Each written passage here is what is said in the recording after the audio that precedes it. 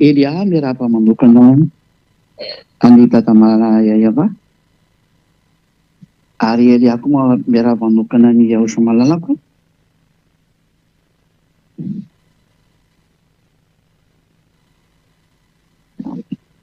Ary ho an'izay mendrika anononana ny fitahiana sy ny fiadahana ary ny fahasoavana sy ny fahasambarana amin'ny Yehosoa dia ho aminareo ilay izany tenin'ny Yehosoa izany, dia izany tenin'ny Elia izany.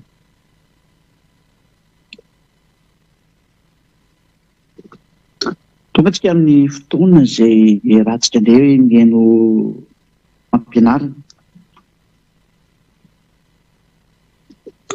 Ny lohatenin'ny fampianarantsika dia atao hoe fa mahasoa antsika izao fampianarana izao.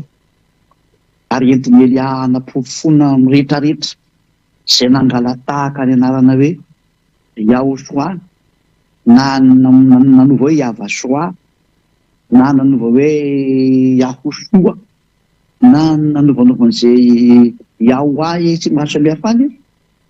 Dia be anarana novovan'ireo olombelona dia manam-porofo aminareo izany androany. Mpangalatra tsy mahay mangalatra ny tena izy. Fa tsy misy an'izany olona manana an'io Andriamanitra marina io izany ka hitandrina didy folo. Izay aloha ny zavatra sary voalohany.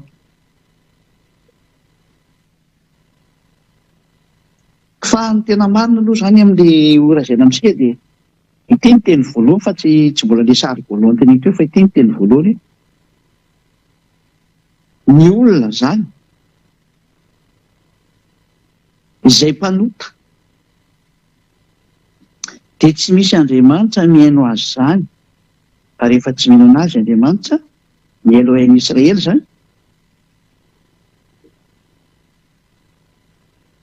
dia voalohany miresaka sy mifandray ny olona iny dikan'izay. Satria ny lalàna dia milaza mihitsy hoe ny mpanota mivadika izany. Mety akekiketo mantsy sady manaraka an'ilay teny izy amin'ilay hoe iny andreny hoentina mitohy teny rehefa sendra mifanina mitohy teny dia efa eto izy eto akekiketo izy.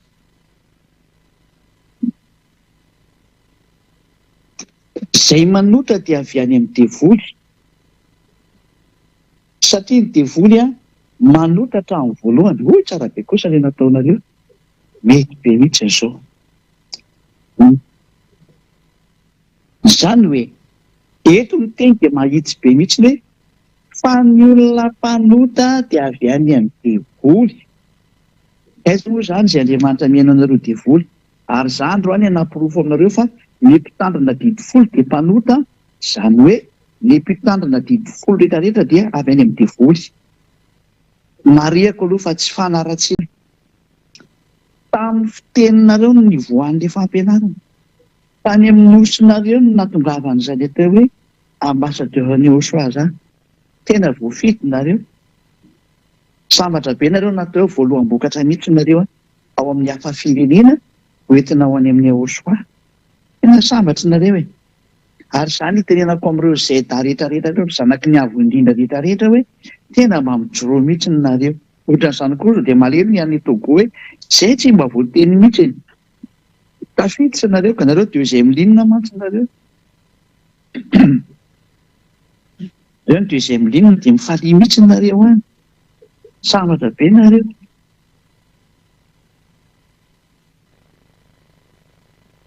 Tena mifalia daholo fa todika manokana amin'ilay nosy voafity ahy. Tena sambatra nareo. Dia moa maro anisa izao amin'ity fanjakana masina ity. Hoe miaina ao anatin'izany hoe tsy manota intsony izany. Satria ny mpanota ngeka avy any amin'ny devoly. Izay rehetra manota dia avy any amin'ny devoly. Dia izay na tonga ny Yehosoa amin'ny teny hoe ianareo avy any amin'ny. Satria tsy mahay mihaino ny teniko ianareo. Fa ianareo dia avy amin'ny devoly rainareo. Aiza sitraky ny rainareo no tianareo atao? Izy dia mpamono olona hatramin'ny taloha tsy mba mitoetra amin'ny marina izy satria tsy misy marina aminy. Izay. Na hoe izy tsy azonareo ny teny satria tsy mahay ny teniko mihitsy nareo satria nareo avy any amin'ny devoly rainareo.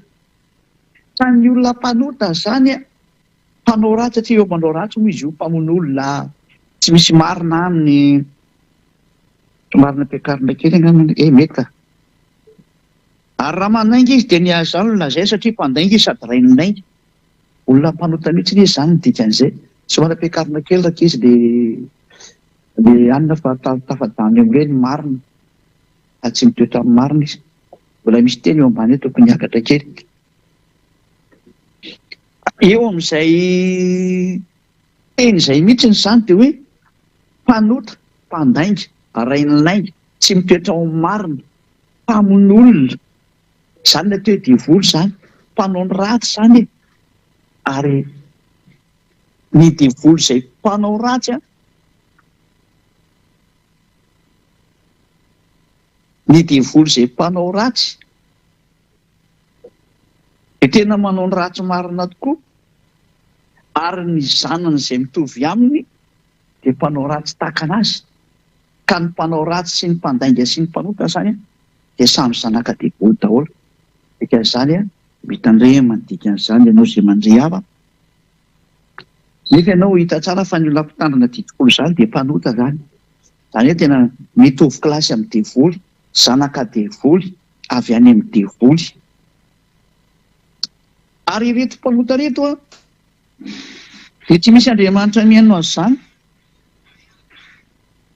Andriamanitra tsy mihaino ny mpanota afetsika hatrany mihitsy ny fanazavana Isaia 7:50 satria fampianarana dia tsy maintsy fiainoana daholo ny teny Isaia 7:50 andiny voalohany sy ny faharoa Isaia 59 dia 1 sy ny 2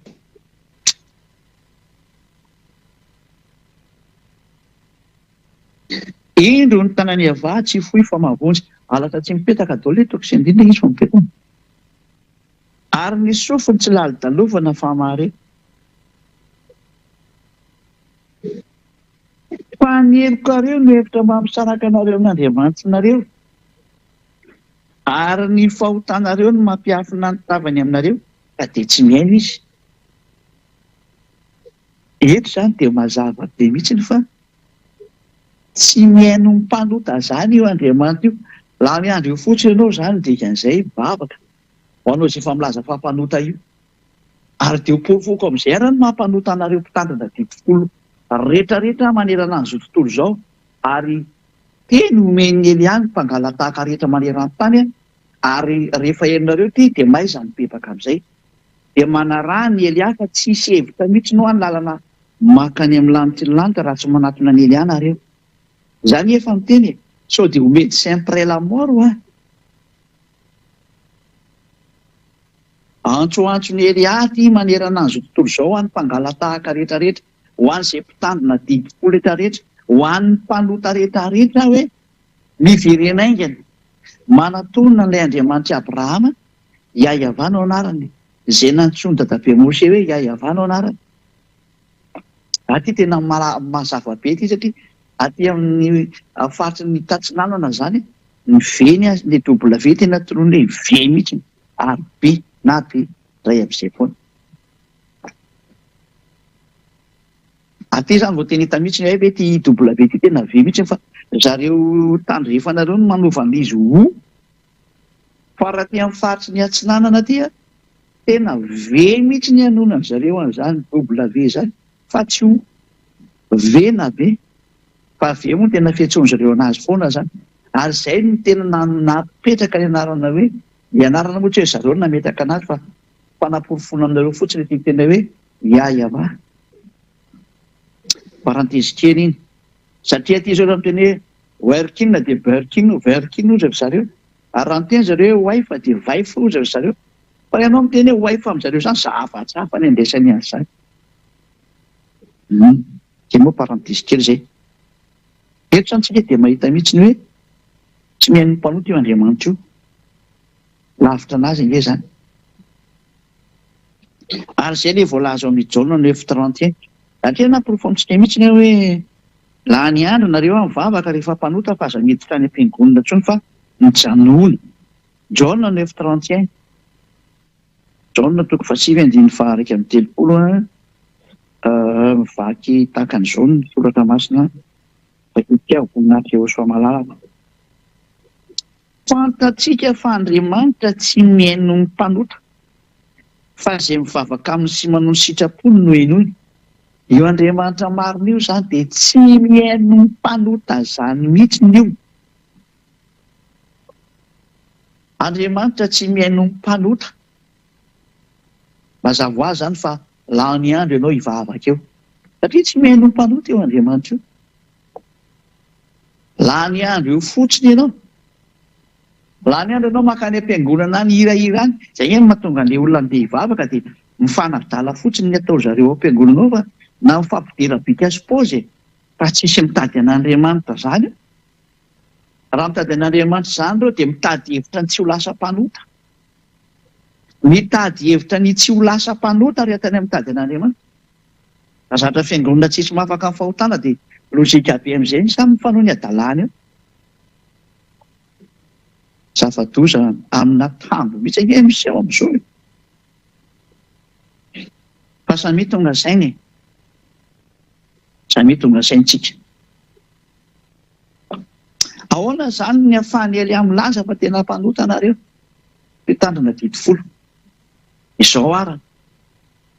Hainareo tsara mihitsy ny faniravan'ny dada Iavay 10 sy lana Mose io tamin'ny alalan'ny nanam-poteny ny fisoronana.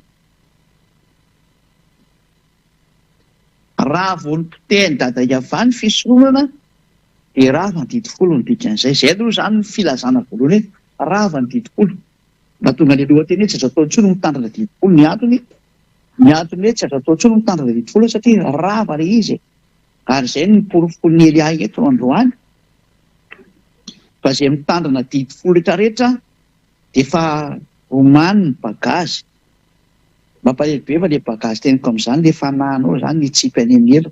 Mampalahelo ery ilay fanahy tokony vonjena lasa atsipinao any amin'ny elo. Tena mba mandiny reto Ory olombelona, tena mba aza vonona ilay fanahy. Anio ilay fanahy mba ho velona amin'izay fa be izay nampijalianao anazy izay. Nentinao tany amin'ny Andriamanitra tsy izy. Nataonao nilomano tao fahomana. Nataonao ny natao anatin'ny faharatsiana mampitsiragona. Izay. Mba heno ilay fitarenan'ilay fanahy ry olona. Dia mbola ny fitiavanao tena ihany ve ny amoronao ilay fanahinao? Nefa io nge ilay miaina mandrakizay, io ilay tsy mety maty. Fa ianao nge lasa vovoka e. Dia ilay fanahy tokony velona mandrakizay ve atsipinao any amin'ny eny? Aza dia tia tena ireo olona. Aza dia tia tena ianao. Omany ilay fanahy mba teo vonjena. Fa tsy rarahinao mihitsy e. Maninona ianao dia manao anazy ohatran'izao?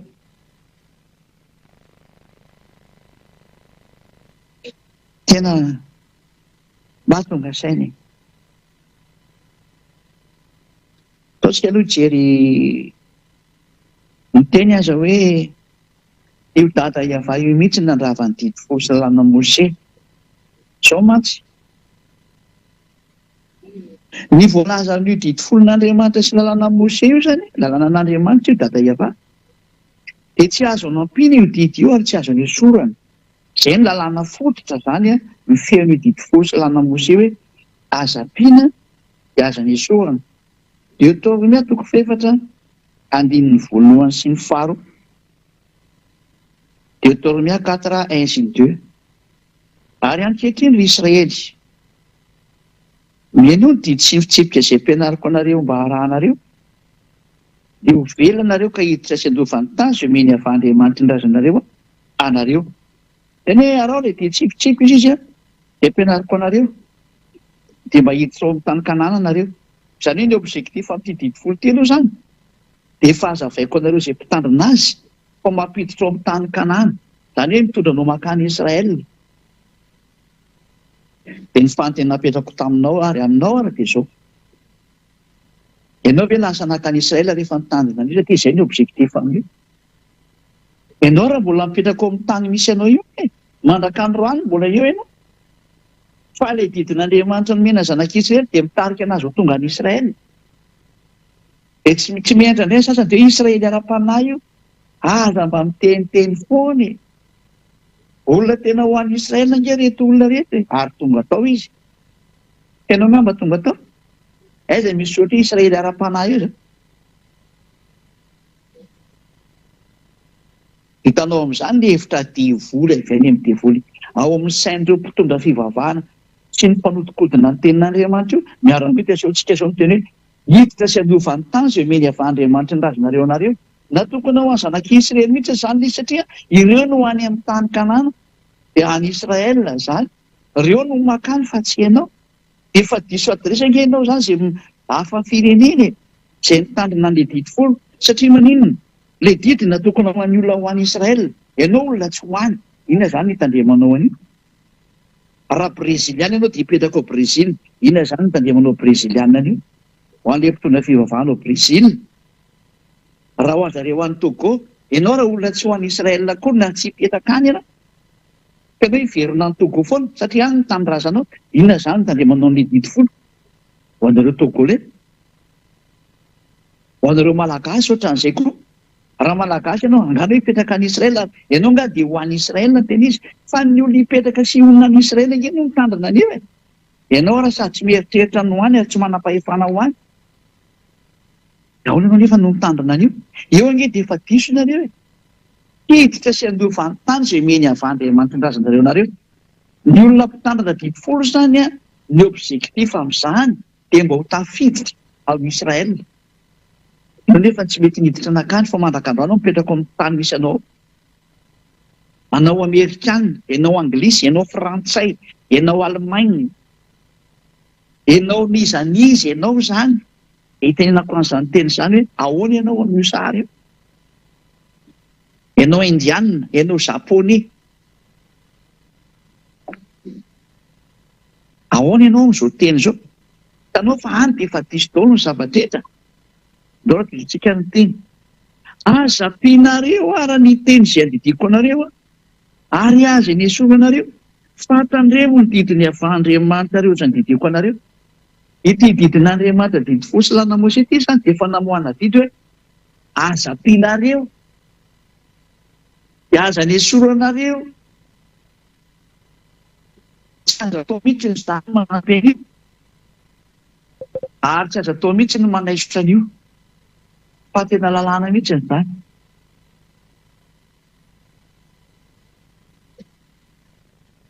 Tsy azo atao mihitsy izany miketiketika an'io. Ary namafisy ilay zanak'Andriamanitra io teny io ao amin'ny Matio 5. Etsika hiditra amin'ilay boky Matio indray. Ity ilay mba ianaran'ny olona iteneny ao na boky Matio 5. Ianao ihany aza mamatotra ny tenanao amin'izany hevitra izany. Matio 5 andin'ny 9:20.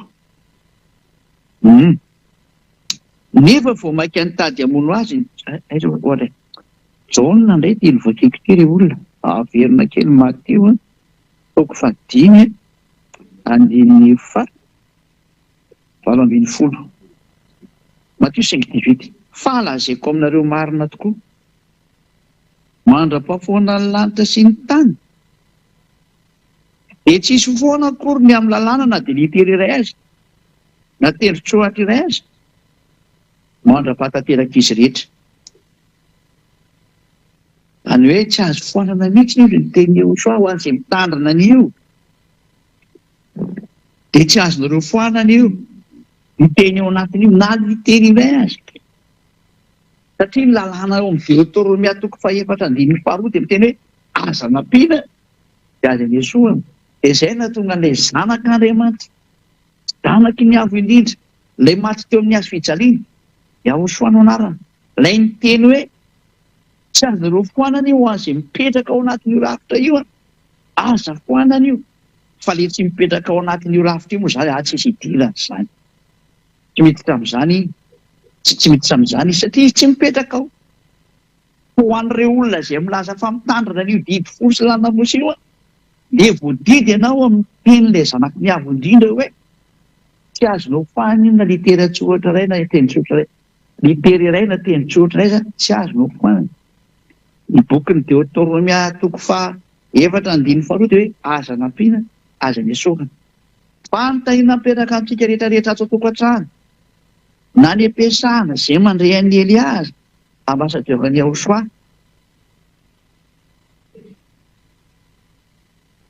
Raha maheno an'izany teny izany nareo tsy azo ampiana tsy azo misorana. Maninona no nampidirinareo tao Jesosy? Natsofoko nareo tao anatin'io didy folo io. Mamaly an'izay pastera, mamaly an'izay mopera, mamaly an'izay ny mpitondra fivavahana rehetra. Maninona nampidirinareo ao anatin'io resaka didy folo io lay zanaky ny avo indrindra, ataontsika hoe iza ny anarany io fa ianareo dia efa diso asany amin'ny anarana hoe Jesosy, Jesoa, Jesu, Jesus efa tsy izy mihitsy.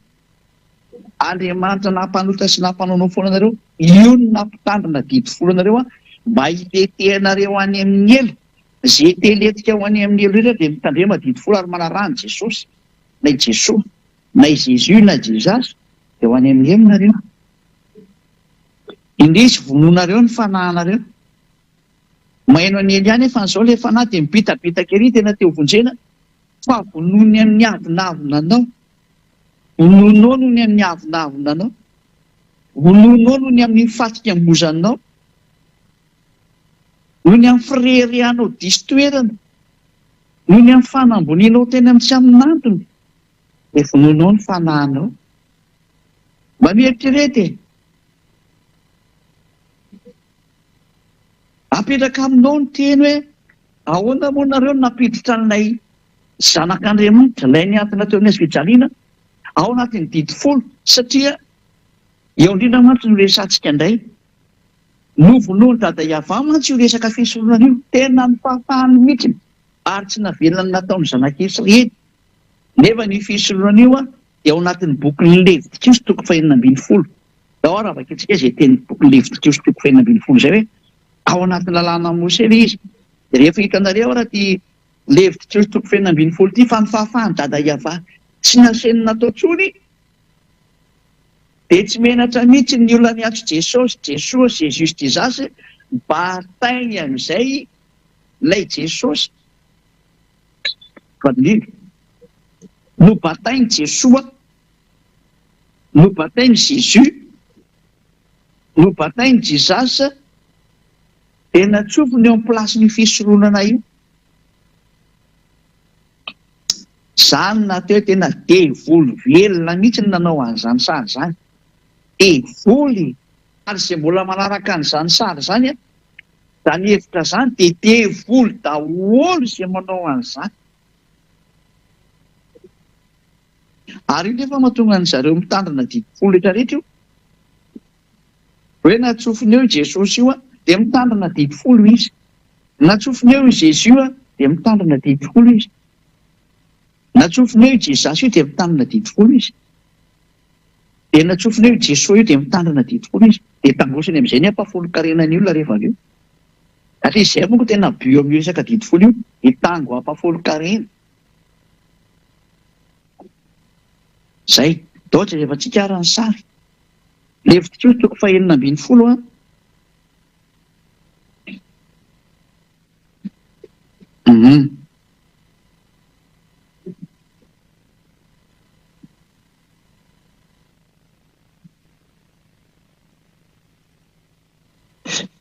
Levitikos toko 2:12 andininy 5. Noketrantsika nijery. Ary ny fiangonan'ny zanak'Israely, Levitikos toko 2:12 manoko ny andininy 5 dia ho teneniko eto ilay andininy rehefa avy eo. Ary ny fiangonan'ny zanak'Israely dia handraisan'ny osy lahy roa atao fanatitra noniota sy ondry lahy iray atao fanatitra dorana. Eto izany ilay hoe maka ondry dia osy izany. Dia andininy 9 dia ampanatony Arona ary ny vato sombo-lahy izay atao fanatitra noniota ho an'ny tenany, ka dia anao fanavotana ho an'ny tenany sy ny ankonany izy. Ary dia alainy koa ny osy lahy roa ka apetrany eo anatrehan'ny Iava eo alohana varavaran'ny tranon'ilay fihaonana. Zay dia misy toromarika be dia be moa ny atao ao izany amin'ireto omby vato-sombo-lahy, osy lahy ary ondry lahy izany, satria ondry lahy daholo moa ny anaovana an'ireo. Zay Entony hoe osla, obla, tsy maro samihafa zany. Dia ovakitsy amin'izay ary rika hatramin'ny andinin'ny fahafimo zany. Andingana be tsika zany. Amin'ny andin'ny fahasivy amby roapolo amin'izay ka hatrany amin'ny farany amin'izay ovakitsika zany. Sivy amby roapolo ka hatrany amin'ny farany. Ary izao no lalàna mandrakizay ho anareo. Amin'ny andro 10 amin'ny volana fahafito dia aoka hampahory ny tenanareo ianareo. Ka tsy ianao raharaha akory nareo na ny tokotany na ny vahiny eo aminareo amin'ity andro 10 amin'ny volana fahafito ity zany. Izany hoe le 10e jour du 7e mois. Izay ny zany. Fa amin'izany andro izany andiny fahatelopolo no anaovana fanavotana ho anareo hanadiovana anareo ka hadio afaka amin'ny fahotanareo rehetra eo anatreny avay anareo. Zay. Ka ity andro 10 amin'ny volana fahafito ity zany dia fanadiovana ny zanak'Israely mba hoe mba tsy manota intsony hoy izany izy rehefa amin'ny vaninandro ihany. Mba fanafahana ny fahotana hoy io. Zay le sary zay. Dia nomeny dada Iavana izay ny teny ao amin'ny andiny fefatra amin'ny telopolo. Ny hevitro 16:34. Ho lalàna mandrakizay ho anareo ary izany. Hanaovana fanavotana ho an'ny zanak'Israely indray mandeha isan-taona hahafahany amin'ny fahotany rehetra. Indray mandeha isan-taona zany ny anaovana an'io. Fanafahana amin'ny fahotana. Ilay hoe fisoronana io le fanalana amin'ny fahotana. Io Levitikos 2:12 ray manontolo io. Ary mahambony an'io toko sy andininy io fisoronana io satria io no manala amin'ny fahotana. Ka raha ianao hiaraka amin'izany Andriamanitra marina zany ianao tsy misy fahotana ny mety aminy. Ka ny mahambony an'ity Levitikos 2:12 ity le fanesorana ny fahotana indray mandeha isan-taona dia satria io ny lalàna mampadio ny olona tamin'ny Israelianina zany. Mahatonga ny Israelianina afaka hiaraka amin'ny Andriamanitra io indray mandeha isan-taona. Zany no mahambony indrindra ny fisoronana raha tsy hainareo rehetra rehetra. Tsy ambony zany sabata zany fa nga ny sabata mahatonga anao hiavana amin'Andriamanitra. Raha dikainao raha sabata dia eo ianao sy ny tranonao rehefa tsisy fisoronana eo.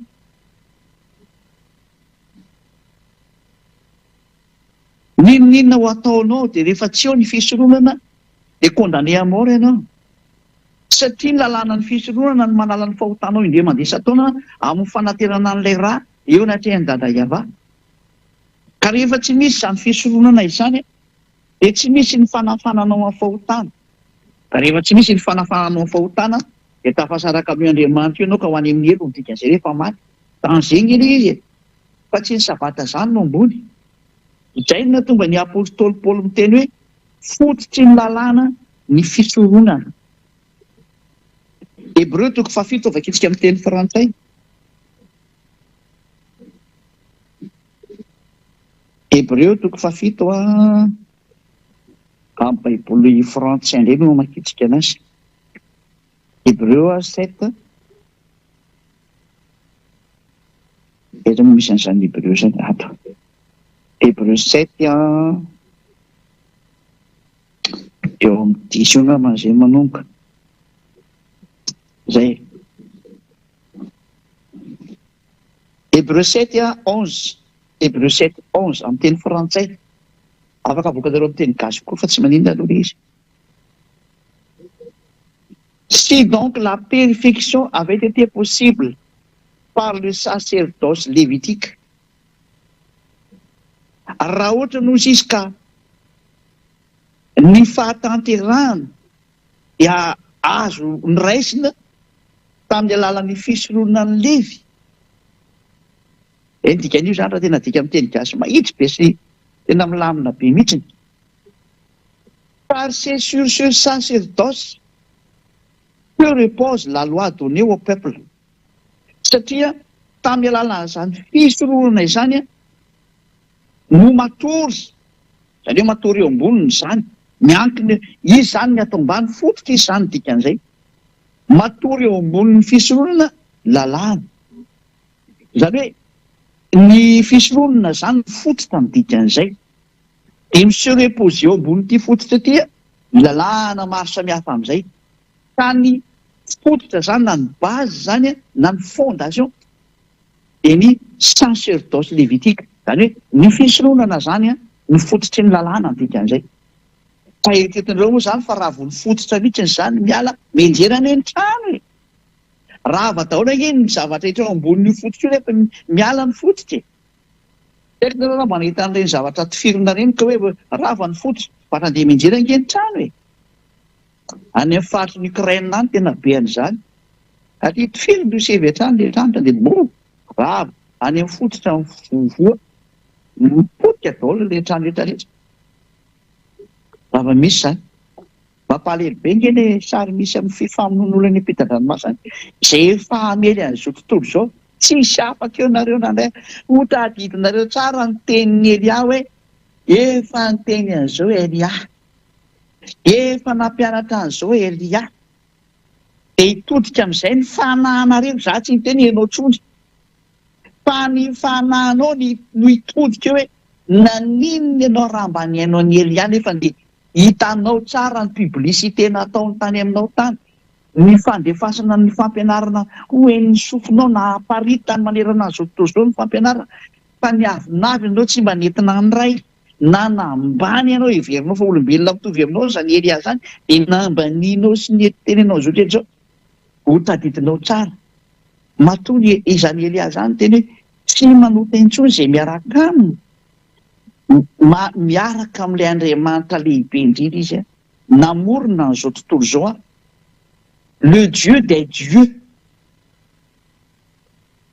qui a créé tous les dieux ouais avy loatra zany dadako zany iavano anarany ary izy no naniraka ny Elia ary zay tafaraka amin'ny Elia tsisy nanota intsony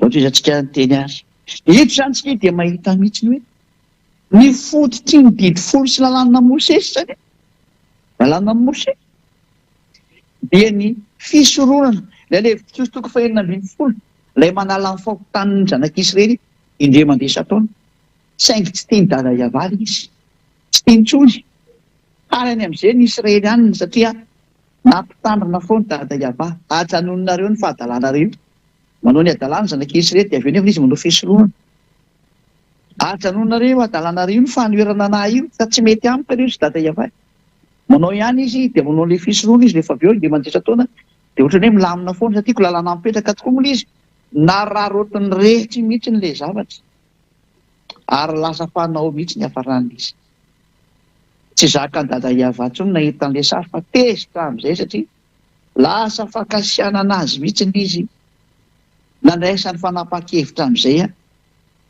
no ravany fisorohana eo izy amin'ny persona no nanravany voalohany indrindra ka raha voarava ny fisorohana nataony dada iavarava izy tena ny nanravana azy de rava ny didy folo sy lalàna Mosesy iray manontolo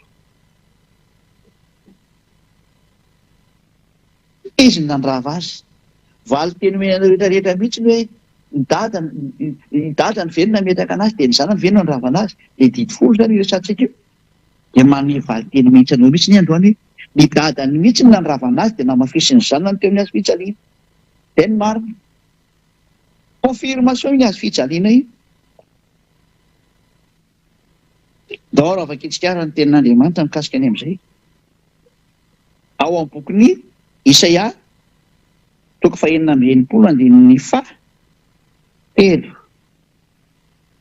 Isaia 66:3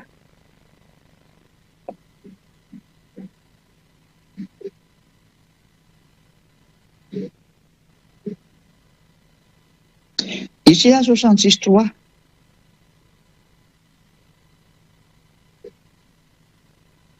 izay mamono omby de ohatra ny mamono olona zay aloha zay anankiray zay ozany hoe resaka mamono omby nge zany e dao ary tozatsika izay mamono ondry atao fanatitra dia ohatra mamolaka vozona alika. Olona ireny teninao amin'io ary. Resaka mamono omby fotsiny ve mamono omby fotsiny ve teresaka sisa tena tonga ny fanatitra amin'izay le izy. Fanatitra ny resahany eto. Mitovy amin'ny mamolaka vozona alika io ianao rehefa mitondra fanatitra ondry. Ka dia miteny an'ireto mpanatitra ondry rehetrarehetra manao fanatitra toy hoe mitovy amin'ny mamolaka vozona alika ianareo. Dikan'izany tena fanompo-tsampy mahatsiravina ataon'ireto olona mpitondra fanatitra ondry lava isaky manao zavatra tony. Indrindra ny mpanao ody ratsy rehetrarehetra mandefa nytony ondry tony eny amin'ny toerana misy izay andehanany any reto. Mba mieritrerety fa mitovy amin'ny mamolaka vozona alika nareo izay soratra marina. Ozy ny tenin'ny Andriamanitra lehibe, miavo indrindra, le trop puissant, l'éternel, Yahweh. Ary izay manatitra fanatitra hohanina dia ohatra manatitra rakisoa. Izay rehetra manao fanatitra rehetra ozy ny tenin'Andriamanitra dia mitovy amin'ny manatitra rakisoa, nefa ilay kisoa fady mihitsy raha ny didy folo ny resany hoe aza mikitikitika an'ireny ireo ozy ny dada Yahweh, izany hoe mihinana an'ireny. Nefa dia mitovy amin'ny manatitra rakisoa ianao. Zava-doza izany. Zava-doza izany. Tsy mety sy nengeny efa natitra. Ary izay mandoro didika azo manontofo no fanatim-pahatsiarovana dia ohatra misaotra ny sampy. Izay rehetra mombany amin'ity fanatitra ity izany ninona ho ataonao dia nolazainy dada Yahweh mihitsy hoe mitovy amin'ny manompo sampy, mitovy amin'ny mamolaka vozona alika, mitovy amin'ny mamono olona, mitovy amin'ny manatitra rakisoa. Eo dada Yahweh no nilaza mazava tamin'ny alalany tamina Mesia fa tsy mety ampitrony ny fitandremana ny didy folo sy lalàna Mose satria niravako mihitsy ny fisoroana izay fototra ny lalàna. Ka raha rava ny didy folo mopera sy pastera, inona ny tiana ataonao areo? Inona ireny valinareo an'ity? Inona ireny mety zavatra hoetriretin'ny sainareo? Fa mazava be ity sady mbola ho teneninareo indray ilay vahoaka ao aminareo hoe tsy raisinao ohatran'izany ny tenin'Andriamanitra. Dia ory vahoaka izay mivavaka any amin'izany toerana izany mametraka anareo vendrana mihitsy io mpitondra fivavahana io. Sahala hoe olona tsy mba mahay mikomprendre, tsy mamaky teny nareo fa jamba ny tena marina. Klasy an'ireo mpitondra fivavahana ireo fa jamba mihitsy nareo ary tsisy saina intsony. Fa mameritreretra daholo izay mamandray ahy. Zara moa ianao mpitondra fivavahana io mbola vonjeny eny ahy. Izany mbola tsy nanakatona varavarana taminao e. Mbola miteny anao aza vonjeo ny fananao rehefa mbola tia monjy ianao. Fa rehefa tsy tia monjy ianao dia adalanao sy izay te hiaraka aminao. Mazava be ny teny miara-mamaky tsika io, miara-mijery anie tsika rehetrarehetra hoe manerana izao tontolo izao miara-mijery daholo. Ary ny toko sy andininy efa amin'ny fiteny samy manana ny fiteny daholo izao. Amin'ny teny gasy, amin'ny teny français, amin'ny teny anglisy, amin'ny teny sinoa. Ary mbola ho avy indray ny teny hafa rehefa tsy kelikely aloha. Zavatra marina izany.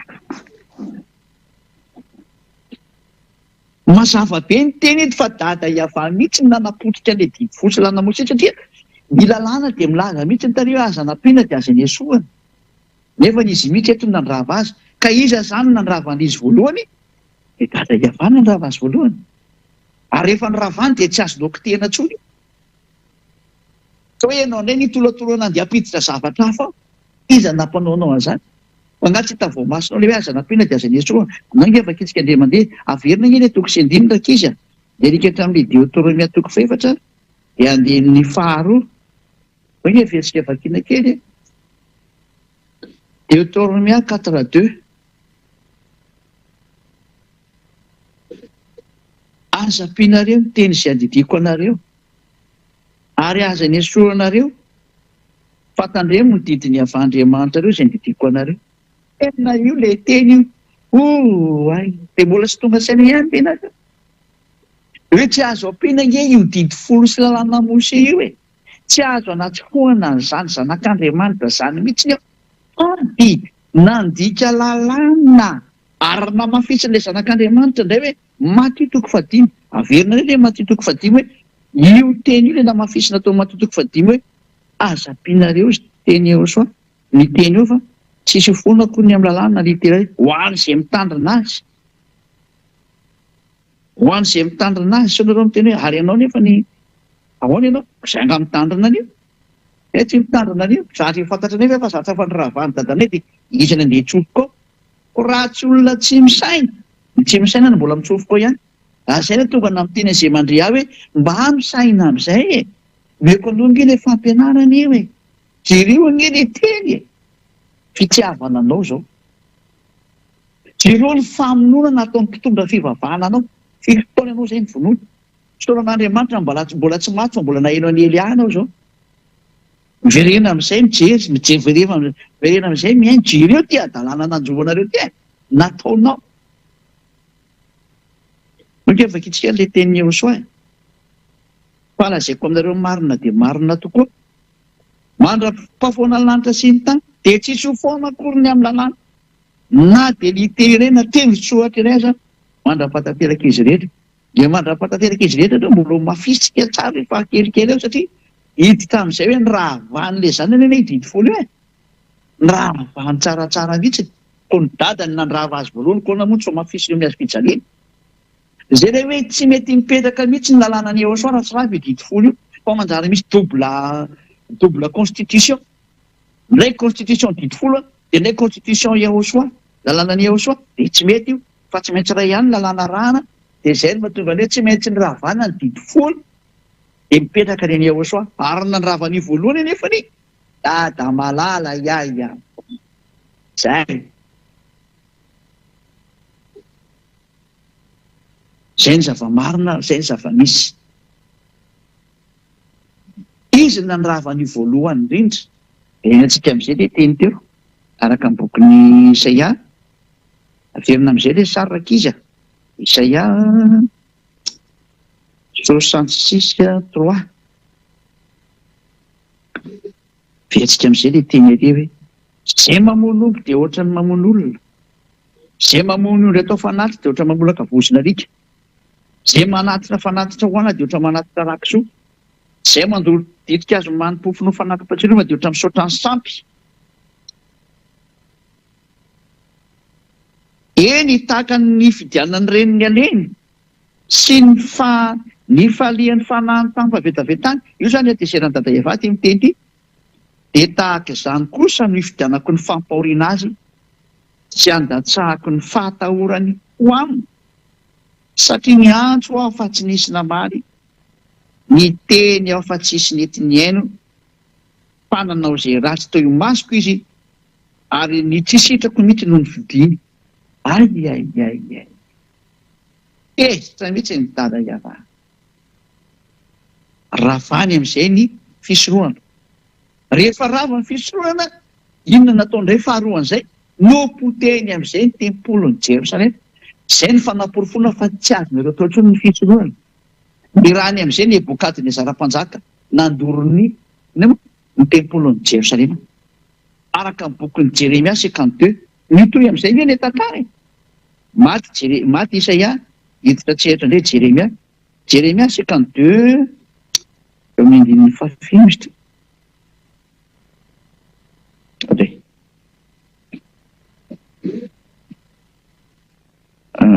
Isaia 52. Isaia 52, 12 dia 13. Isaia Jeremia azafady. Jeremia 52 variana be mitady le teny dia lasa Isaia indray voateny fa Jeremia ilay izy. Jeremia 52, 12 ka hatramin'ny 13. Zay. Ka hatramin'ny 14 mihitsy zany. Zay mihitsy ny vakitsika zany. Hoe ty ary nataony dada Eva teny amin'izay ny tanàna ny Jerosalema, midorina hatrany amin'ny tempoly rava, tsisy mipetraka intsony zany rehetra zany.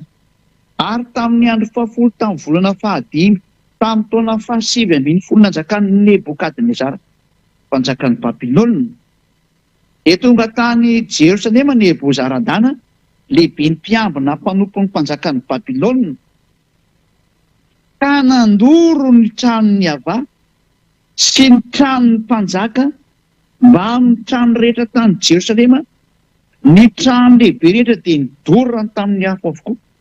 ary ny manda rehetra manodidina ny Jerosalema dia noravany miaramila ny Kaldiana rehetra izay nanaraka ny lehibe ny mpiambina. Rava tanteraka mihitsy ny tempo, rava ny tanàna rehefa tezy dada Iava. Tsy mety mihaino ny teniny, teny amin'izay. Ianao koa izay tsy mety mihaino izao teny izao, ianareo rehetrarehetra hafa firenena. Eny fatra ny amin'ny Israeliana rehefa tratran'izao teniko izao. Izay tsy mety mihaino ny teniny Elia, miomana koa ny fandravanana anareo.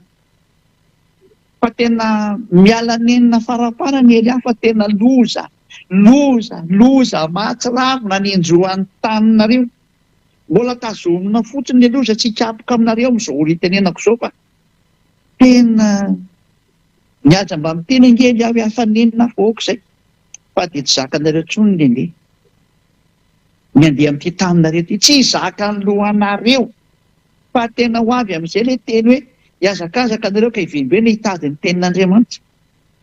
Zay. Tsy fanirikanina fa ny etaeta hitady hanina ary etaeta hisotro rano, fa faniriana hitady ny teny Iava tsy ahitanareo. Ho tonga aminareo daholo izany teny rehetrarehetra izany. Indrisy ry olombelona, raha mba nainihaino an'izao teny izao ianareo. Saingy tsy rarahinareo mihitsy ilay teny, ary ambanianareo izany Elia izany. Tsy vakianareo aloha mihitsy izany ambazadavanao samy tondra nareo any amin'ny marina izany. Fa fanaratsiana foana ny tao anatin'ny lohanareo noho ny amin'ny fialonanareo. Tena eny mba mieritrereta ihany raha mbola misy saina mbola afaka mieritreritra. Zay. Fa fitiavana izao menanao izao, fa tsy famonoana akory, fa fitiavana ny te-hamonjy ianao.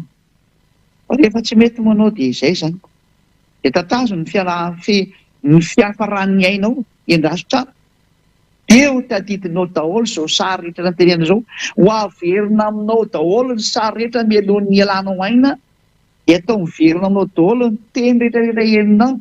Dia tapitra izay, tapitra ny ainao dia miditra fitsarana ianao. Dia izay ihany no averina tao sary aminao izay. Ange fa manoranao zavatra menanao ny fitsarana e. Ny mpitondra fivavahanao anao tsy mahay an'izany. Izy amin'ity tany ity tsy mahay an'izany, fa Elia mahalala an'izany satria lehibe ny mpitsarana eo Elia e. Lehibe ny mpitsara ny fanahinao.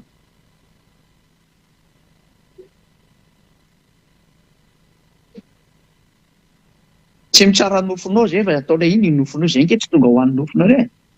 Fa mitsara ny fanahinao. Dahana tonga na miteny an'ilay olona manao ratsy an'i Elia hoe raha mba fantatrao io olona nolonao io, tsy sananao an'izany. Ianao raha mety nikoaka tao aloha misy mba avonjeo ilay za. Raha mba fantatrao izany atao Elia izany. Tsy hainao ilay izy e. Dia vavatsy vava moa ny atao sasany fihetsika tena fanambaniana tahaka ilay dia me fotsiny hoe dia ho tadidinao nge ity fihetsika anao ity rehefa miala amin'ity planeta Terre anao ity ianao. Dia hoy ianao ianao rehefa ety ambony tany ka iza ny anaoko aminao? Oh, hay.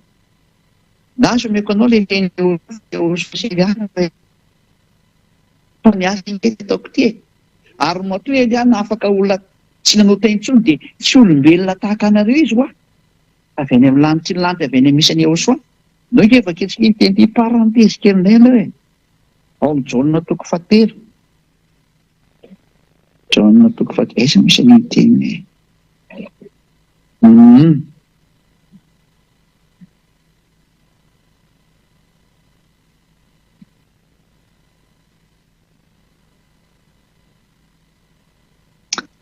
Jaona 3:13.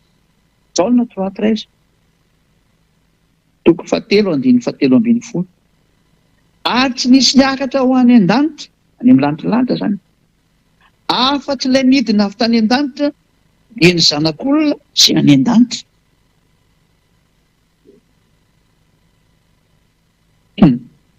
Fanina mihitsy ianao mihaino an'izany tezany, inona ty teny ity? Eto ary mama tena inona? Izay izy. Aveko tsara ilay teny. Tsy nisy niakatra ho any an-danitra, ary amin'ny lanitra zany. Afa-tsy ilay midina avy tany amin'ny lanitra ny lanitra. Dia ny zanak'olona izay any an-danitra.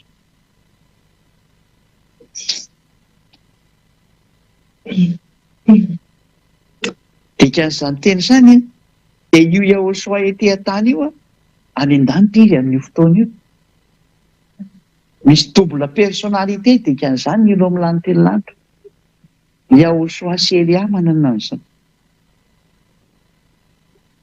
Dia dada Iavako moa dia tena tompony izany mihitsy izy. Ny azy moa ny voninahiny mihitsy ny ataony mandehandeha dia afaka miteny sy miresaka amin'izay tiany ifampiresahana. Fa izy indray rehefa tena any amin'ny lanitra fa izy tsy miala an'izany. Izay dada Iava izay. Dada Iava iray tsy mety eny misy anazy fa ny azy niraka ny fotsiny alefany nanay izy iny enjely, nanay izy iny ny voninahiny mihitsy fa miteny.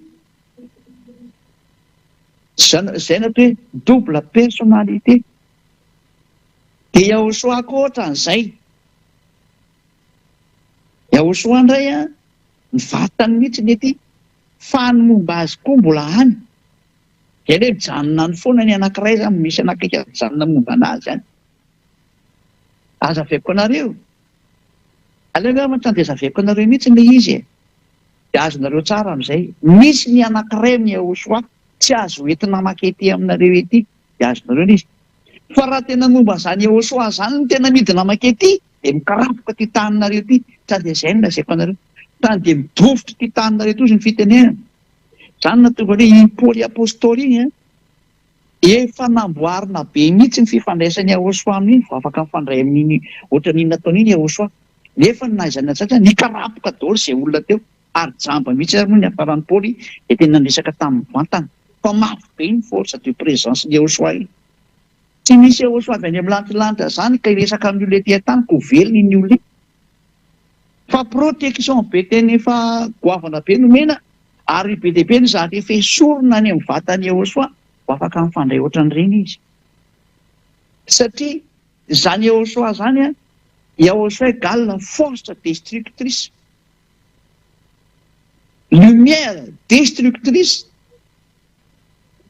Feu destructeur. Afo mandrava sy mandoro.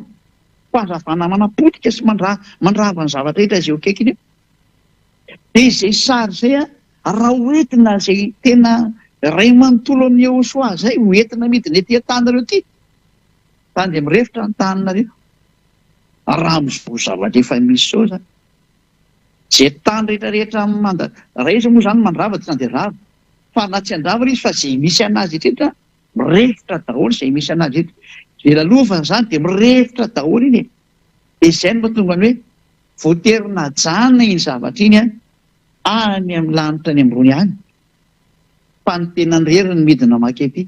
Izany hoe ny heriny sy ny fahefany sy ny momba azy anankiray dia mijanona any aminazy any ambony any foana. Fa ny vatany ihany no mandeha ety dia izay ilaina ihany. Ny force ilaina mandeha amin'ity tany ity ihany no entina mandeha amin'ity tany ity.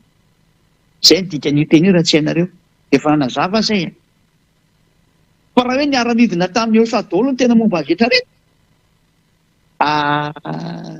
Haiko misy olona hiara-monina aminazy izany. Tsy possible. Izany na hoe zavatra tsy possible. Izy ny olona hitan'Andriamanitra ko velona. Tsy m'existe izany.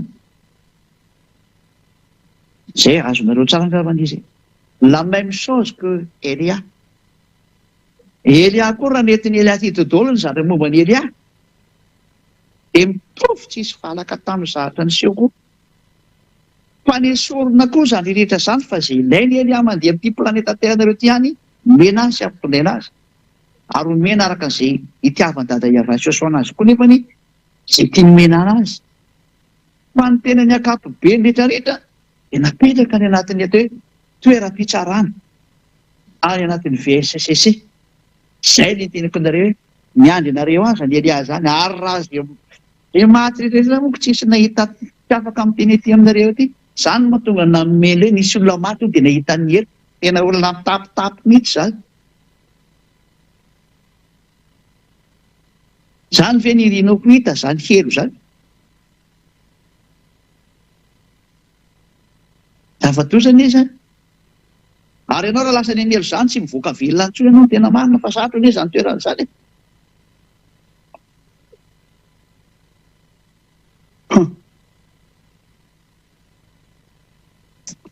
fa Elia indray tena mahay manavitra fanahy Elia. Tena fahefany Elia zany. Mahay manavitra fanahy Elia. Ary tena mahay mamonjy fanahy Elia. Ary afaka mampiditra olany amin'ny lantilanty Elia. Arak'izay tiany Jehoshua anaovana anazy. Fa Jehoshua manao an'iny araka amin'ny baikin'i Jehoshua dia mandeha ho azy amin'ny Elia ilay izy. Ary raha misy tena zatra mba irin'i Elia koa, ekeny Jehoshua zany. Ny apôstôly moa manana fahefana hoe izay ampidirina aty dia tafiditra, izay tsy ampidirina aty dia tsy tafiditra. Maika be fa zany Elia zany. Zany na teo hoe fitiavany Jehoshua daholo zany. Fa zany Elia zany dia mitovy amin'io Jehoshua io. Izay nataovana azy hoe zandriny Jehoshua, tena zandriny mihitsy, namany. Miaraka aminy, tena tsy misaraka aminy. Dia izay zavatra izay ilay teneniko anareo hoe mahita ny Elia nareo. Raha vao maty nareo dia mahita ny Elia nareo. Tena mahita. Io olona hitanareo io jereo tsara io. Copier-coller amin'io hitanareo any. Eo amin'io sary eo amin'ny écran io. Tena tsisy valaka amin'io. Esory fotsiny solomaso dia io hitanareo any. Fa tsy misolomaso aloha ny any. Fa ihany misolomaso ety fa ny any tsy misolomaso. Fa na mijery an'izany raha tsy zakanao. Fa rapirapiko anao any raha vao izany mijerena. Any amin'ny anaty VSCC teneniko anao. Reny amin'ny redirety rangaty dia ho hitantsika hoa. Raha reny maty reny hoa na indresaka taminareo dia mitantara tena maro io teny olona io. Fa tena misy fitsarana any. Ahoana ho any hidirana any amin'ny lantilanitra raha tsy mandalo fitsarana nareo e. Masina be nge io lantilanitra io, tokony izy io nge dada iavay. Tsy mahazo miditra mihitsy izay tsy masina. Matoanao zany ampidirina any vita triazy ianao midika an'izany. Tsy maintsy mandalo fitsarana no midika an'izany. Nga tsy nivakinareo ilay bokin'ny Apokalipsy 21-27, nge vakintsika izy. Apokalipsy 21-27. Ary tsy miditra mihitsy izay tsy masina. Na izay manao vetaveta na izay mandainga. Fa izay voasoratra anatin'ny bokin'ny fiainana zanak'ondry ihany. Misy zany izay voasoratra anatin'ny bokin'ny fiainana zanak'ondry. Mazava azy fa tsy mety mitriena anao zany dia izay voasoratra ao mahazo makany. Ary ny fanoratana anazy arika hatramin'ny fitsarana. Any no mamoaka dite mahazo mihitsy. Ty prezantena any amin'ny Jehoshua amin'izay dia miditra ianao. Any zanak'ondry fampidirana io fa tsy aniza mihitsy io. Tsy mba miditra mihitsy izay tsy masina. Dikan'izany misy fitsarana dikan'izany hitirena masina sy ny tsy masina. Lozika anie zany. Tsy nareo olombelona ty mametra ny masina sy ny tsy masina fa any amin'ny Jehoshua ilay izy. Sasaingy fotsiny hoe fantatra ny tenin'ny Jehoshua ary ny tenin'ny Jehoshua manamasina ny olona. Dia izay olona miaraka amin'ny Jehoshua kosiny ary mitandrina ny tenin'ny Jehoshua dia masina izy ny amin'ny tenin'ny Jehoshua. Dia ao anatin'izany ny batisa, ny fankatoavana ny teniny, tsy mety manao ratsy intsony, miaro ny tenina tsy hanao ratsy intsony, lasa masina izy ny dikan'izay. Hita atao amin'ny Jehoshua atao amin'ny fanjakana masina zany, fa tsy ilay olona mamaromaritra hoe olo masina, olo masina. Olo masina ahoana ianao nefa ianao raha mpitandrina didy folo, ianao raha mbola vetaveta saina, ianao raha mbola manolana zazakely bitibitika ianao zany, lehilahy manambady lehilahy. Zava-doza. Aza maniditra amin'izany. Fa atao amin'ny Jehoshua kosany tena tsy manoty intsony eo amin'ny Jehoshua. Izay ilay dia tena marina, tena sans discussion mihitsy za fa hiaina anaty nge zany. Ireo no tena hatrany miditra amin'ny lantilanitra fa tsy maintsy mandalo fitsarana daholo na iza na iza. Ianao zao mantany arenao hoe mandalo fitsarana. Iza ny tsarako, zara lehibe ny fitsaranako, iza ny tsara.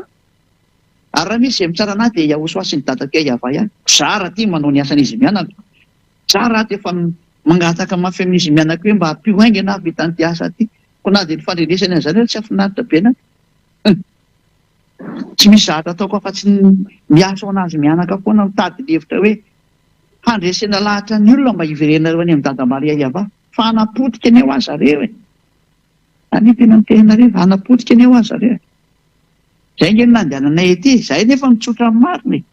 Tonga ety Elia andrava, hanapotika ny mpanota divoly satana sy ny tarika miaraka aminy. Izay no mahatonga ny Elia mandeha mitety an'izao tontolo izao hoe mitady hoe ahoana ny fomba amonjeko anareo. Dia any amin'ny fampianarana amin'izay mandefa ilay fampianarana hoe izao zany anaovako ny azy, izay anaovako ny izay misy mahatonga ana mandehandeha io. Dia manarota misintona olona moa zany tena izy ihany koa e. Izay no tena planako amin'izio zany hoe mijery an'ilay zava-misy eo amin'ilay tanàna, eo amin'ilay firenena, dia mandefa fampianarana, dia mandeha mitetin'ny tany, dia mandeha fampianarana. Izay mihaino fampianarana voavonjy any amin'ny internet, tsy mihaino fampianarana mankany amin'ny elo. Izay mihitsy ny izy e. Izay mihitsy ny izy e. Tsara ny tsiraiavo mandinika ny dikan'izay. Ao ary torantsika amin'izay ilay teny zany somary lavalava teny fa sany miantsika. Dao tsika amin'izay hiditra tsika hoe fa mazava sany izy hoe fahinareo tsara momba ny Elia. Hoe avy Elia avy any amin'any teny lanitra. Teny mahatonga ny olona izay miaraka aminy tsy mahay manota intsony ary tsy manao raha teny intsony satria izy avy any. Lôjika be zany. Dao ary hiditra tsika amin'izay ary ny teny. Rehefa novonoan'i dada Iavara ny didy folo sy lalàna Mose, dia inona no nitranga? Tamin'ny alalan'iny, tamin'ilay fisorohana teo, rava zany ilay fisorohana. Rehefa rava zany ny fisorohana satria tena tsy azoko teny io. Dia iny fisorohana iny mihitsiny no fanaporofona fa nialan'i dada Iavara ny didy folo sy lalàna Mose. Satria izy mihitsy namoaka teny fa tsy azo mampiny eo, tsy azo nesoana. Matoa ny ravany ilay fototra. Ilay fisorohana mihitsy ny fototra ny vakitsika teo. Raha vao rava ny fototra dia tahaka ny trano rava io. Rehefa rava ny trano, ny fototra ny trano, rava ho azy ny trano. Fa tsy haiko hoe mbola miantona ihany ny tafi-trano. Ny fototra azy efa mipotika ko inona intsony nipetrahan'ny tranonao ihany. Fa ny tsy mandinika rehetra no mbola miteny mbola mipetraka ihany ny tranonay. Mbola tsy mandinika izany. Raha vao avy ny olona tany na avy ny olona dia efa milotsaka ho azy io. Tsisy fototra tsonika. Dia ohatr'izany io, rehefa rava ny fototra, rava daholo ny zavatra eo amboniny. Dada Iavara zany no nandrava ny didy folo sy lalàna Mose. Izy ny voalohany indrindra. Izay ilay izy. Dia izay no nahatonga anazy nipoteny hatrany amin'ny tempolin'i Jerosalema, noho izay tsisy manao fanatitra intsony. Dia nanomboka teo nataony tsy esy nahafantatra azy intsony ny zanak'Israely. Iny ilay boky ny Amosa iny. Hoe aza manohy ny anarany intsony re a. Tsy misy miantso ny anaranao intsony izy ny tenin'ny ara-paminany. Tsisy miantso ny anaranao intsony. Tsisy mahafantatra anao intsony. Tsy nisy niantso ny anaran'i dada Iavara intsony ny zanak'Israely. Ary tsy nay niantso ny anarany intsony ny zanak'Israely. Izany daholo ilay vokatry ny hatezeran'i dada Iavara zany. Rehefa tezitra dia nataony tsisy nahafantatra azy intsony ny rehetrarehetra. Tsisy miantso ny anaranao intsony. Tena nilaozan'i dada Iavara mihitsy ny zanak'Israely. Zay zany ny sary momba ny amin'ny zanak'Israely. Dia niditra tamin'izay moa zany ny fanampotenana azy, niditra tamin'izay Nebokadnezara sy ny maro samihafa. Dia zareo andevy io tamin'ny taona 1822 vao navery ny dada Iavara amin'izay satria nifarana ny tantara. Izay ny sary aloha zany izay amin'ny ankapobeny henonareo tsara. Ka io zany dia sary mazava fa tena ny nandrava ny didy folo dia dada Iavara ny voalohany. Nialany io dikan'izay. Ary rehefa niravany ny didy folo dia namoaka didy vaovao izy tany amin'ny Ahosoa. Satria ho avy Ahosoa ny ravany io indray. Dia namoaka didy hafa indray izy tany amin'ny Ahosoa. Izy indray namorona didy ho amin'ny famonjena ny olona amin'ny alalan'ny Ahosoa. Fa rehefa tena tsy mety intsony satria fa nipoteny ilay fisororana, nipoteny ny tempoly, tsisy ivavahana intsony ny zanak'Israely. Izao ilay izy menakavy miverina mbola didy folo ihany. Ilay zatra efa natezitra ny dada Iavara ihany mbola hiverenany. Dia izao ilay hafa firenena rehetra mitandrina didy folo daholo mahakasika ny dada Iavara mihitsy. Izany mandriamanitra tsy izy mihitsy ny Andriamanitra tompony rehetrarehetra. Ary izay mitandrina didy folo rehetrarehetra, aza milaza mihitsy hoe miaraka amin'ny Andriamanitra ny Abrahama io, lainga ny demonina mivoaka amin'ny vavanao.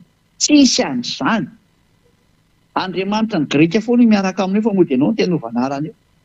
Satria ilay Andriamanitra ny Grika Jehovah Jesosy angeny nampianatra an'io didy folo io e. Fa tsy izany Ahosoa zany na izany Iavara zany. Fa ny efa misy mangalatahaka mihitsy hoe Iavara ny anaran'ny Andriamanitra. Tena gaga mihitsy. Anarana tsisy fantatrinareo dia izao ny devoly manaparitaka anazy. Me fotsiny Elia. Fa izao ary ahoana ilay didy folo ny tandremanao? Ahoana dia miraikitra. Tsy afaka eo na eny miporofo mitoaka amin'ny tendanao fa olona mpangalatra azy jiolahy ianao ny tena izy tsy mahafantatra amin'ny marina akory sady tsy ho afaka amin'ny fahotana mandrakizay dao ary toisantsika amin'izay ara ny teny araka ny indray moa zany ny anoizantsika anazy eto le teny Joshua ao amin'ny Jaune teny dada Iava araka ny Jaune 12 49-50 49-50 Jaune 12 49-50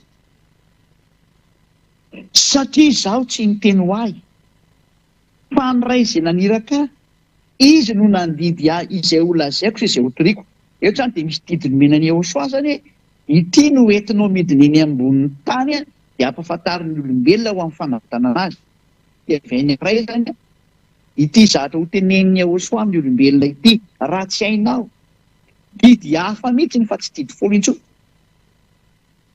rivo efa ny rahavana azafady rivo efa ny rahavana hitantsika teo ny rahavana dada Iavady mbola iny indray ve no entina avy any zay rehefa tonga na miteny hoe nareo miteny hoe masika avy teny fa tena tsy mety kosa ngely izy izay amin'izao noteny hoe mba misy saina kosa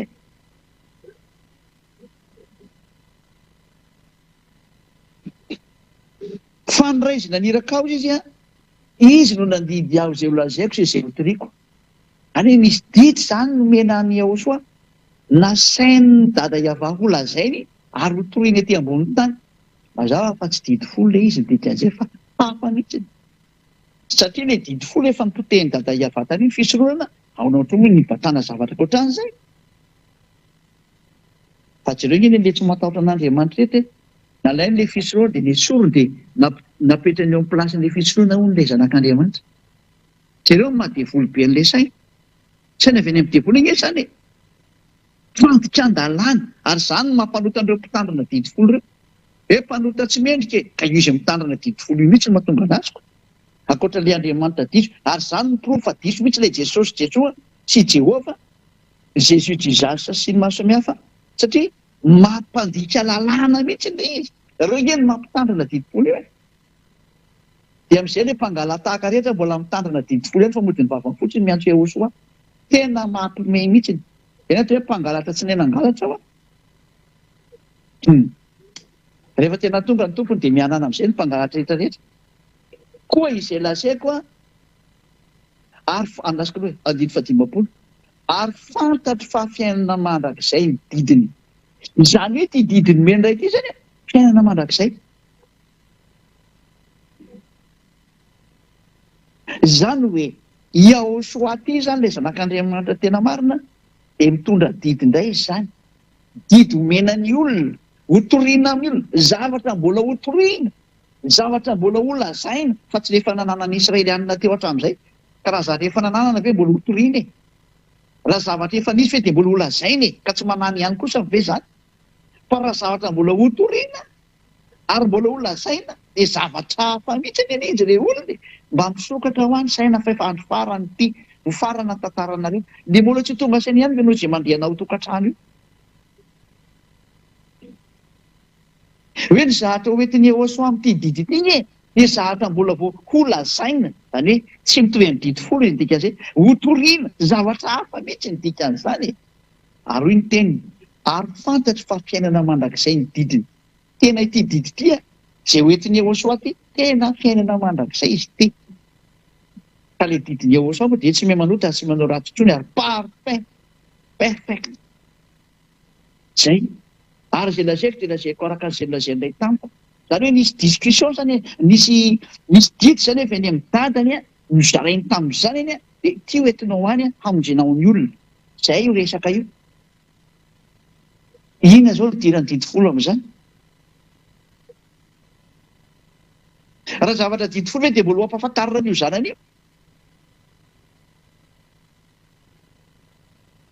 izy mianaka zavatra efa mahafantatra ny zavatra ny fanaovana tamin'ny zanak'Israely mbola ho ampianarina ny zanany ve lesa mba mieritrerety zavatra hafa mihitsy aty satria hoe zay mbola ho lazaiko ary zay mbola ho toriako zavatra mbola tsisy mahay ity zavatra ity tsy fantatry ny Israely ihany ary nohony amin'ny tsy fahalalany anazy mihitsy namoneny Joshua teo amin'ny fijaliana satria ny fanohitra tamin'ny zatra nananany zareo le nyteneny Iosoa no vonony amin'izay. Lozika be ngely izy. Izany no proof fa zavatra hafa mihitsy le nilazainy Iosoa ary zavatra hafa mihitsy le nitoriny. Tsy nisy idirana didy folo izany resaka izany. Ka rehefa tsy nitovy tamin'ilay didy folo, vonono zareo Israelianina. Nefa dia tena dada Iava mihitsy ny namonjy ilay didy folo talohan'ny fotoana. Fa rehefa tsy natakatra ny sainy satria fanolozan'Andriamanitra namono ny zanany hafaran'ny Israelianina. Mandrak'androany ange izany tsy mahafantatra an'izany reo Israelianina reo. Tsy hainy anio zavatra ampianariko io. Tsy fantany io nandray. Izany rehefa niady tamin'ny dada Iava, fanina mihitsy ianao fa tsy zatra fantatra anao teo. Mitatsehanga ny anjoan'ny Israely afaka fotoana fotsiny teniko anareo. Hitanareo ny anjoan'ny Israely io. Fa ibabababa io kelikely io. Mitra-pihavanana amin'ny Rosia io kelikely io. Zay hanao fifanarahana amin'ny fahafatesana. Hanao an'izany io Israeliana io, ary hitanareo tsara Rosia fa miaraka amin'ny Iraniana io ne. Lova kitsika ny ten'Andriamanitra mikasika ny amin'izay ho izay tsy mino dia mba mino rehefa miseho ty zavatra ty nefa ny sotara loatra. Isaia toko 7:20. Isaia 28:15 angambany izay. Isaia 28:15. 28:14 aloha e. 14 dia ny 15.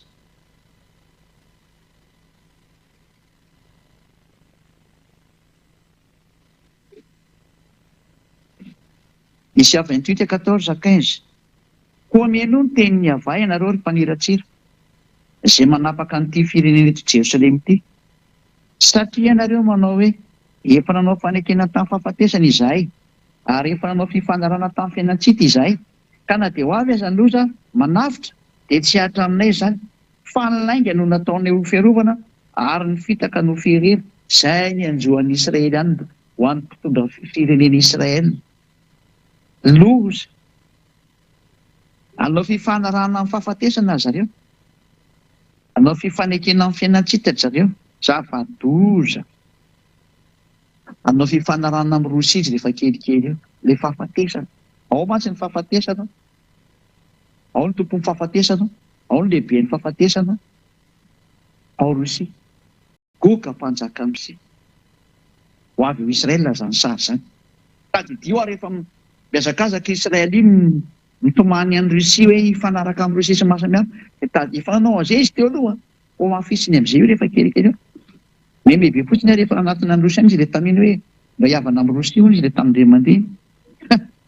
Mebe. No, tisantsika amin'izay ilay teny.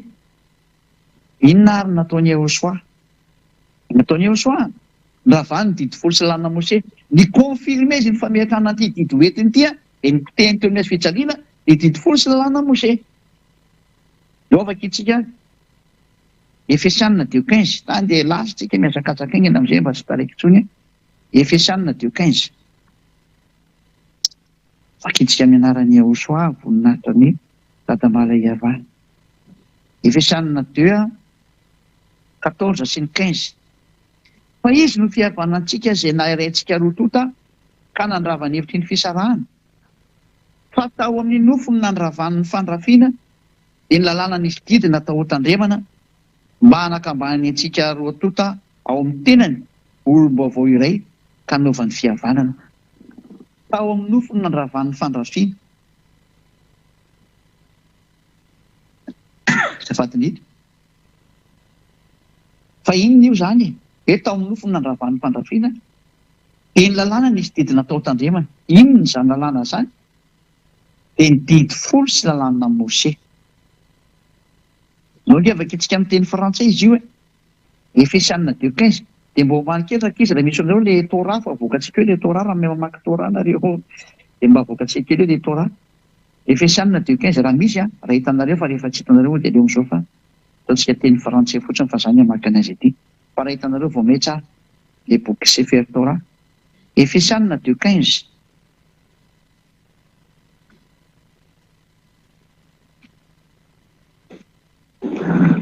Efesianina 2:15.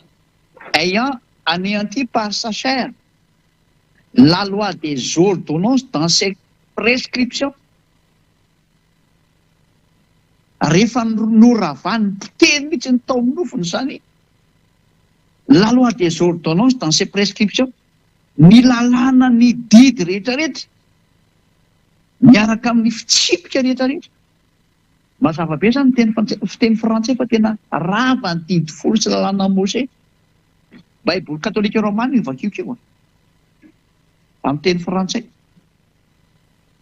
Rava ny didy folo, rava ny lalàna Mose. Andao indray tsika hamaky amin'ny baiboly tsy misy eny aminareo any fa mety aty amina ty any manina amronao rehefatsika manaraka Efesianina 2:15 amin'ny baiboly jiosy indray ty Sefer Torah jiosy amin'ny testamenta vaovao.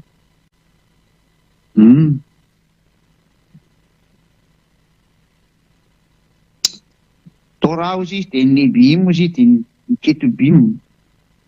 Zay no jevatsika ato zany eo amin'ny bokin'ny testamenta vaovao vakitsika Efesianina 2:15. Efesiens 2:15 amin'ny Sefer Torah, Sefer Efesim zany izy na Efesianina ozy izy zareo. Efesianina na Sefer Efesim ozy izy ny jiosy 2:15. Efesianina 2:15 dia ho any reto milaza fa mety teny jiosy reto zany dia mena anazy ty teny ty dia mba vakio kely ianareo any sao dia tsy mitovy amin'ny anahy. Fa ny anahy aloha dia zao ny voalaza ny ato vakiko amin'ilay teny jiosy. Bobatilo haya baby pisaro et torat hamisot vnatrikot amin'izay. Dia ilay voalaza any zany dia hoe et torat, tena Torah mihitsy ilay voalaza amin'ny Efesianina 2:15 fa tena rava ny Torah amin'ny baiboly Sefer Efesim, baiboly Hebreo zany. Zay. Dia vakiko amin'ny teny Anglisy indray io. By abolishing in his flesh the hostility which is the law of commandments contained in ordinances. Izao ny dikan'izany. By abolishing in his flesh, tamin'ny alalan'ny fandravana zany tao amin'ny nofony. The hostility, ilay fifandrafiana, which is the law of commandment, zay tsinona fa lalàna tao anatin'ny didy rehetrarehetra sy ny fitsipika rehetrarehetra. Zany hoe tena le Torah ozy ny teny jiosy Sefer Efesim ary lalàna sy ny didy rehetra ozy ny teny Anglisy, ohatr'izay koa ny teny frantsay. Izany hoe raha izao tenin'Andriamanitra miboaka izao atao amin'ny teny Anglisy any ianareo na teny frantsay raha kely ohatra ka mety raha ohatra ny tsy misy moa dia elo amin'izao atao fiteny gasy koa tsy manina. Raha izao teny mandeha izao zany atao fiteny gasy fa tsy manina mba ho hitan'ny olona le toko sy andininy zany Efesianina 2:15. Izao tena ny Torah mihitsy no maty teo amin'ny hazo fijaliana. Zany hoe rehefa avy ny vonoany dada Iava izy dia ny vonoany zanany amin'izay teo amin'ny hazo fijaliana. Rehefa niravany dada Iava dia ny zanany mihitsy no nasiana matsika anazy eo amin'ny hazo fijaliana mba ho rava tanteraka izy. Ary rehefa rava teo amin'ny hazo fijaliana ny didy folo lalàna Mose dia mipetraka automatika amin'izay ilay ina moa ny filazany lalam-pandrenana e. Ina moa filazany lalam-pandrenana amin'ny teny frantsay? Constitution. Première constitution zany ny didy folo lalàna Mose. Dia ny vonoany dada Iava ny voalohany tamin'ny lalàna fisorohana, rava zany ny didy folo ny dikan'itsy lalàna Mose. Dia mba tonga n'iny officiel mihitsy rava dia ny vonoany Jehosoa teo amin'ny hazo fijaliana. Rehefa ny vonoany Jehosoa teo amin'ny hazo fijaliana, officiel narava azy zany teo amin'ny hazo fijaliana.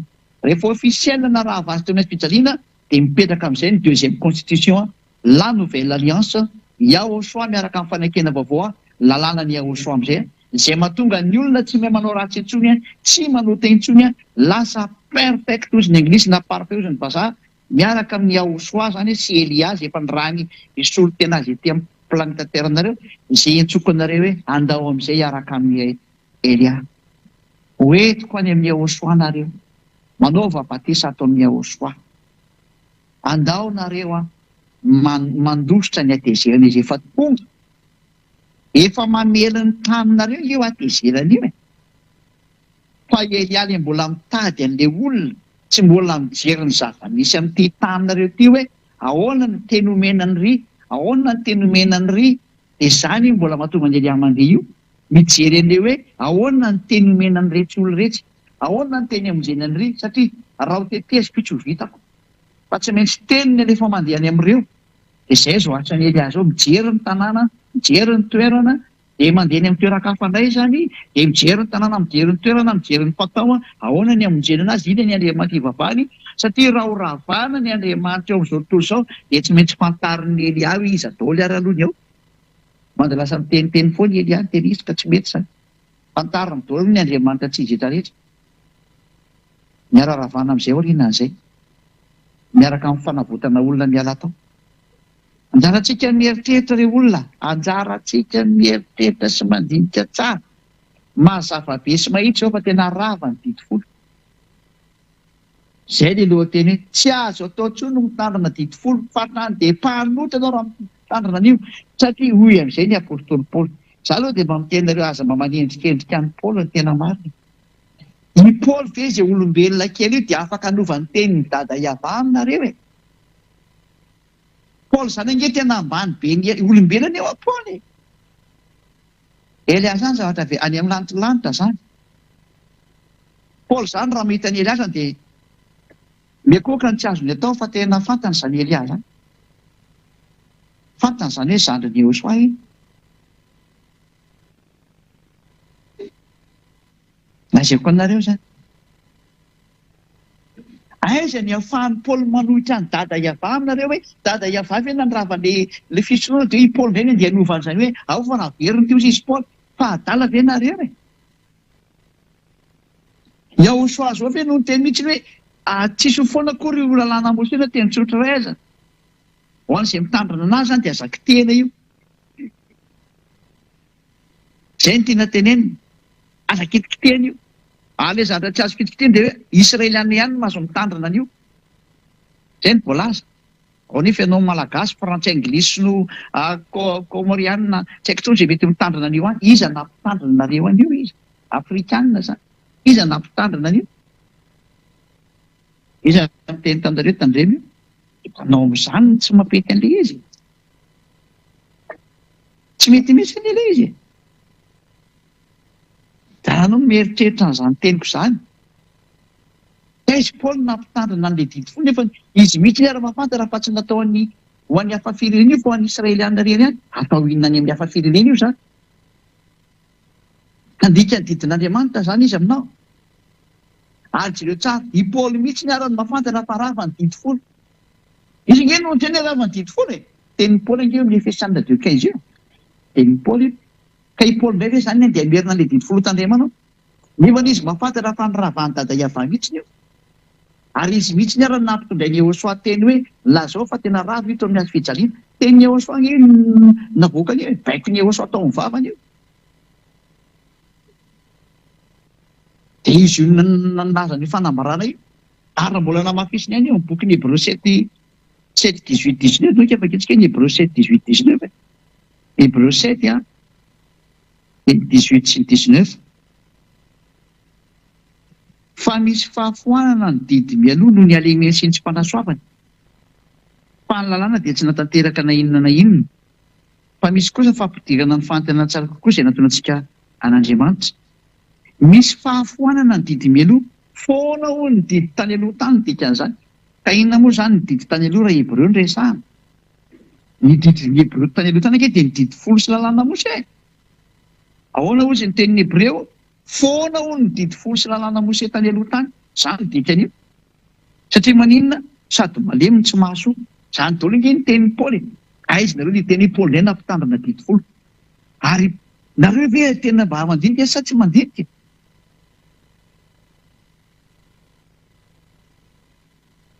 Dada Iava mihitsy ny ara-fenina ny ravana azy, mbola izy ve zany mbola mpitandrina an'io indray? Izy izy mihitsy nanapotika an'io ary nopoteny hatrany amin'ny tempolo mba tsy isanao an'izany resaka zany tsony eny nanapoteny tempolo io de tsy taitra mihitsy indray le olona avy any de mibata le didy fotony fanapatesa sy ny poteny averiny ihany pakasika an'Andriamanitra ny reto olona reto e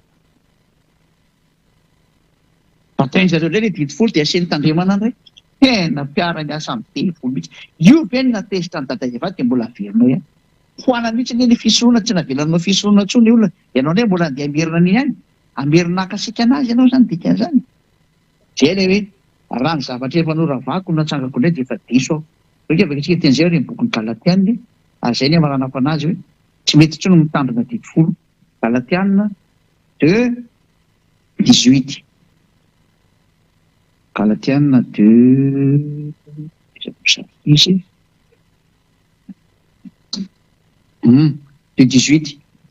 fa raha ny zavatra efa noravako no atsangako indray de mampiseho ny tenako fa diso aho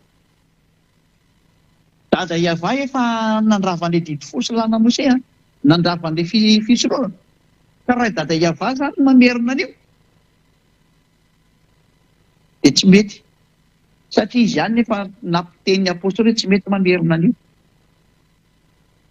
de ny apôstôly indray fa ianareo na dia amerina ny didy folo indray ho arahana nefa hoe ny raha ny zavatra izy ary nampianatra hoe raha ny zavatra efa niravana no atsangana de diso zay manao an'izay ary tsy nisy dada Eva namerina an'io zany Yahosoa nandrava eto amin'ny hazo fijaliana dada Eva nandrava azy voalohany de nikonfirme ny Yahosoa aila moa zany ny apôstôly olona zay hoe ny apôstôly mihitsy ary namerina an'ity zay apôstôly namerina didy folo nitsipy any amin'ny elo daholo izy rehetrarehetra fa tsy ny apôstôlinay aty amin'ny Yahosoa aloha zany efa ny apôstôlinareo any zany samy manana ny apôstôliny am'izay zany manomboka eo fa ny apôstôly tena izy de zay miaraka amin'ny Eliasy Yahosoa sy dada Maria Eva de tsisy mandika ny tenin'io dada Eva io hatramin'volokatra farany manaraka ny fitsipika daholo fa rehefa dada Eva nandrava de tsisy mikitika tsony hatramin'ny farany zay natonga hoe Yahosoa nge nampitondraina teny hafa mihitsy satria efa niravana indrindra teo e izy tompony ary ve tsy afantatra an'izany zay zany ny teny fa de mirazo tsika samy taina soa matoka afa voarainareo daholo ny fampianarana ho tonga saina daholo am'izay hiala tany amin'ny toeram-pahafatesana io fa tsy hipetraka antsony ampy zay be zay mpamon'olona nataon'ny mpitondra fivavahana zay mba tonga sainareo hiperina daholo am'izay ny fahamarinana inona ny fahamarinana manarahany dada Maria Eva manarahany Yahosoa ary manarahany Eliasy andrahany dada Eva sy Yahosoa ankehitriny hoentiko any aminy ho anareo reo ny fampianarana enonareo zay ny fahamarinana manarahany Elia raha Eva no Andriamanitra manarahany Elia nareo de manarahana any dikan'izay fa reo Andriamanitra tsy izy ireo mbola zanareo fa Andriamanitra de mimana ny fandorana sy family anareo endry mahita ny lozaka mery entala mandrosika vo miraso antsika samy tainao soa ary vavaka tata Maria Eva ho nahataonao mandrakizay fa io zao teny zao tena hitondra sosy fahasoavanao asitra miaina io zao teny zao tena famonjena sy fanafotanao asitra mandria fonjeo ny olona tata Maria Eva fonjeo ny olona ary afao ny olona zao teny fiainana ny mena izao ne mba ho tafapetaka ao amin'ny fony sy ny sainy mba hibebaka izy ka ho sitrana mamalivavaka tata Maria Eva ary ampio mandrakariva Eliasy ny rano ary vita soma tsara ny asako sy nampanaovinao anaza ho voninahitry masina mandrakariva fonjeo ny olona tata Maria Eva fonjeo zay manirinao any aminao ho any amin'ny lanitra lanitra ary anaranao Yahosoa no hokisany vavaka rehetra Halleluja amen de miraso tsika samy tainao soa ho amin'ny fiarahantsika ao amin'ny rapitondray de doma daholo aza